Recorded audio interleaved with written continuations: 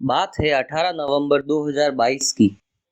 राजस्थान के उदयपुर के गोगुंदा तहसील के जंगलों में दो प्रेमी युगल की नग्न अवस्था में लाश मिलती है।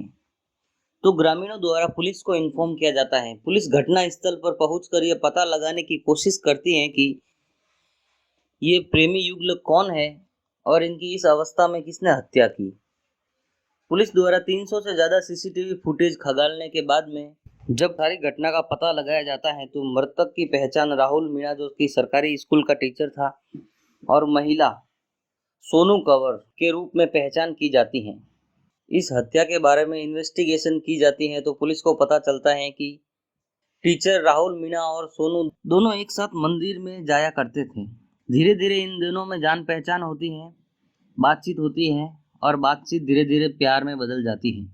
दोनों जिस मंदिर में जाते थे वहां पर एक तांत्रिक भी था जो कि वहां पर ही रहता था और छोटे बड़े ताबीज वगैरह बनाया करता था। पुलिस के अनुसार सोनू कंवर पहले मृतक सोनू कंवर जो कि तांत्रिक से पहले बातें किया करती थी, उसके तांत्रिक के साथ संबंध थे, लेकिन फिर राहुल मीणा के संपर्क में आने से वह तांत्रिक से रिश्ता तोड़ देती है और राहुल के साथ रिलेशनशिप में मिलने लगती हैं। वो दोनों आपस में प्यार वगैरह करते हैं, संबंध बनाते हैं। इस बात की जानकारी तांत्रिक को लगती है तो उसको बहुत दुख होता है। तो तांत्रिक इस बात को लेकर राहुल मीणा की पत्नी को बता देता है, जिसके कारण राहुल मीणा के घर पे झगड़े होने लगते हैं और राहुल मीणा थक हार के परेशान होकर उसी तांत्रिक के पास जाता है। घर में शांति वगैरह करवाने के लिए वह उस तांत्रिक से हवन वगैरह करवाने की बातचीत करता है। तो तांत्रिक उसको कहता है कि तुम्हें और सोनू को दोनों को अपने रिश्ते खत्म करने होंगे। मेरे पास ऐसी तांत्रिक विद्या है जिससे तुम दोनों एक बार मिल लो, उसके बाद में तुम दोनों अलग रह पाओगे, आराम से रह पाओगे, तुमको दुख नहीं होगा। ऐसा उनको मना लेता है और जंगल में ले जाता है। जंगल में ले जाकर दोनों को कहता है कि तुम दोनों पहले अपने कपड़े उतारो और फिर सेक्स संबंध बनाओ। राहुल मीणा और सोनू कंवर तांत्रिक की बात मान लेते हैं और वही जंगल में तांत्रिक के सामने ही अपने कपड़े उतारकर रोमांस शुरू कर देते हैं और सेक्स क्रिया में लीन हो जाते हैं। वो दोनों अपने संबंध में बिजी थे कि तभी पीछे से आकर तांत्रिक उनके ऊपर फेविक्विक उधेड़ देता है और उनकी वहीं पे हत्या कर देता है। बाकी की जानकारी आपको पुलिस एसपी के द्वारा इसी वीडियो में दी गई है, उसको आप सुन सकते हैं। 18 नवंबर की मॉर्निंग को गोगुंदा का केला बावड़ी के मजावत के जंगलों में दो डेड बॉडीज मिली थी।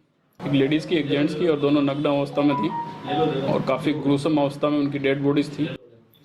इंजरीज उनके चेहरे कुचले हुए थे और बॉडी पे खूब इंजरी मार्क्स थे। इस घटना की गंभीरता को देखते हुए 302 में मुकदमा दर्ज किया गया, 510/22, और मौके पे मैं, डिप्टी साहब, एसएचओ गोगुंदा व एसएचओ नईम पहुंचे। मौके का तकनीकी निरीक्षण किया गया। Dog squad FSL clue team बुलाई और हमारे सामने सबसे पहला टास्क ये था कि ये डेड बॉडीज़ का आइडेंटिफिकेशन करना। घटना स्थल के आसपास भी छानबीन की गई कि कोई आइडेंटिफिकेशन मांग या कुछ ऐसा मिल जाए। तो एक एप्पल का फ़ोन मिला। फ़ोन को ऑन करने के पश्चात पता चला कि वो फ़ोन जो है मृतक राहुल मीणा का है। इससे उनका आइडेंटिफिकेशन हुआ।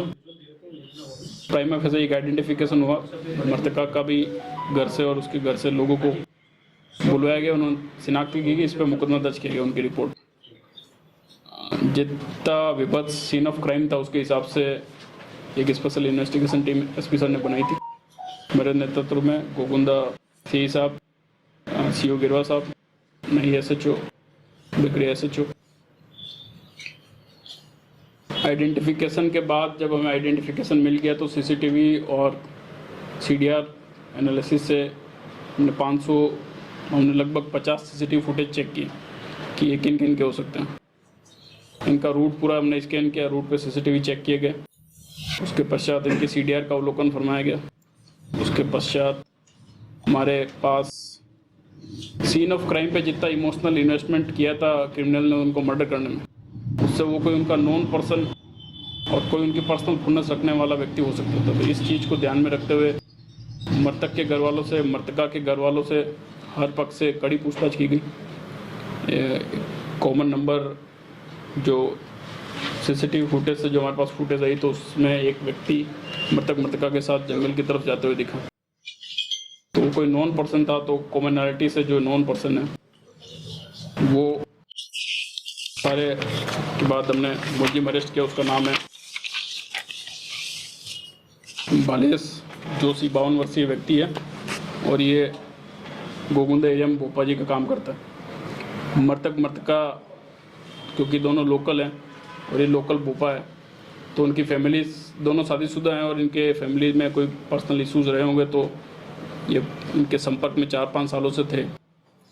वही मृतक मृतका की उनके मंदिर पे उनसे जान पहचान हुई, वहाँ से टच में आए, उनकी दोस्ती थी, उनके कॉल्स हैं, काफ़ी फ्रिक्वेंट कॉल्स हैं। जब मृतक के घर वालों ने, खासकर उसकी वाइफ ने, भोपा से पूछा कि ये अपनी पारिवारिक समस्या बताई, तो मृतक मृतका के रिलेशन एक्सपोज हो गए, जिससे वो भोपा से नाराज़ चल रहे थे तथा उसको धमकी दे रहे थे कि आपका नाम खराब करेंगे, इज्जत खराब करेंगे। इस धमकी से परेशान होते हुए भोपा ने इनके मर्डर की प्लानिंग कर ली थी। जो बालेश है उसने मर्डर की प्लानिंग कर ली थी क्योंकि वो ताबीज़ बनाने का काम करता है या रुद्राक्ष की माला देना, इस तरह के वो काम करता है। चाकू रखता है अपने पास रक्षा सूत्र बांधने का, और ताबीज़ बनाने में वो फेविक्विक यूज़ करता है।